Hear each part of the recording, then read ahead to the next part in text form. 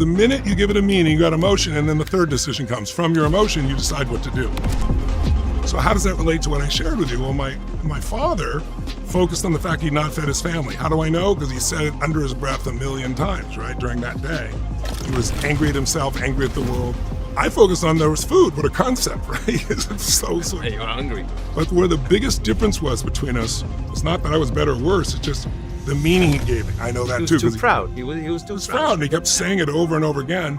And so he decided in that emotional state to leave the family. My entire life, the reason I'm here with you is because of one meaning difference. My dad had always said, no one cares about anybody else. And we lived in a community where I thought people were rich. They were lower middle class, but we were literally on the other side of the railroad tracks. We were looked down on. And it looked like he was right. But now that day changed everything because my brain went, strangers care. It's not true that people don't care. Somebody didn't even want credit and they fed my family. Yeah. And that made me want to take care of strangers. And it's starting me on this journey. So I promised myself, at 11 years old, I'm going to do this for at least 2 other families. I didn't have the word pay it forward in those days, but I'm going to make sure I share this. I think it started because I love people. I hate to see people in pain. And I suffered a lot in my youth, as a lot of people do. I had 4 different fathers. We were very poor financially, but even worse was just the fighting between my parents. And my mother was a beautiful soul. I wouldn't be who I am without her. But when she mixed alcohol with prescription drugs, she was a different person. She was quite violent. So I was 5'1" in high school. She would grab my hair and smash me against the wall till I bled, or she thought I was lying and I wasn't. She'd pour liquid soap till I threw up. It was pretty extreme. If she'd been the mom I wanted her to be, I wouldn't be the man I'm proud to be, because I had to become a practical psychologist. I learned how to manage her moods and her emotions. And honestly, that was the beginning of it all for me. I went to a seminar by a man named Jim Rohn, a personal development speaker. And I went because I was working for this guy that was a janitor. And then on the weekends, I'd do anything to help pay for money to keep the family going. I was 17, just turning 17. And this guy, I worked for him and I worked hard, and he took me out for lunch afterwards. Said, "You're the hardest working kid I've ever had working for me." He was buying and selling homes in Orange County, California in the 70s and flipping them and doing well. And he used cheap labor, right? Which is what I was. And I said, well, my dad, and I wasn't trying to be funny. When you're a kid, you don't realize. I said, well, my dad said you used to be such a loser and now you're so successful. Like, how'd you do that? And he said, your dad said, what? And so he goes, well, it's pretty true. He goes, I said, what changed you? He said, I went to a seminar. I said, what's a seminar? Never heard the word. He said, well, it's where a man takes 20, 30 years of his life and condenses it, someone who's successful, and shows you exactly the pathway of how they did it, so you can save yourself. I said, wow. I said, how much is that thing to go to one of those? He said, $35, which would be like $250 in today's dollars, right? Yeah. Inflation. And I'm making, at the time, $45 a week, $40 a week, $42.50 a week, literally. Big and so investment. it was like a week's choice. So I said, hey, could you get me in? And he says, sure. But he didn't follow up. I said, well, will you? And he said, no. And I said, why not? Yeah. He goes, because if you don't pay for it, you won't value it. I said, I'll value it. Trust me, man. I'm on my own. I'm 17. There's a little bit of truth in that, for sure. So I struggled for what I thought was the biggest decision of my life financially, a week's pay to go learn from some guy I've never met before. But I made the decision, and then I eventually went to work for Jim Rohn as a speaker. I was 17 years old, and I went out and did talks, and I was an evangelist because I saw how much it could change people's lives. But he gave me a gift. And one of the greatest gifts he gave me, it taught me a lot of philosophy, simple stuff, like for things to change, you got to change. For things to get better, you got to get better, like total 100% responsibility.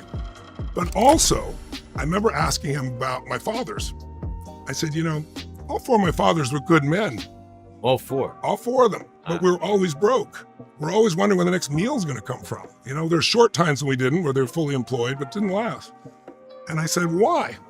And I said, why is this school teacher makes, those days was $35,000 a year, and this hedge fund guy makes $1 billion a year? That's so unfair.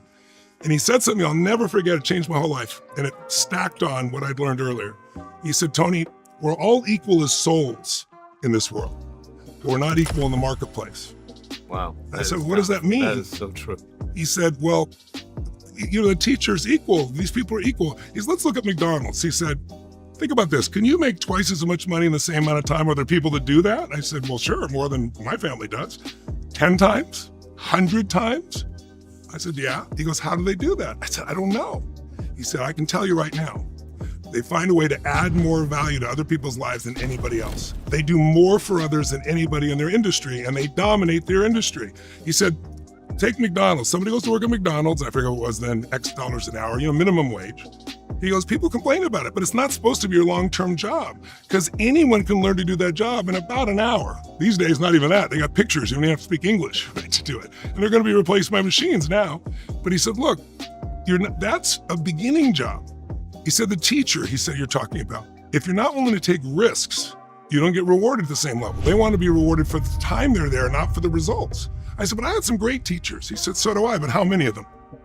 I said, I had 2 or 3 that were really great. He goes, out of all your education, and they worked with a small number of people. He said, that guy who made $1 billion you're talking about, he had a 40% return last year. He said, he's creating futures for all these nonprofits. He's creating money that's helping to compound so kids can go to college.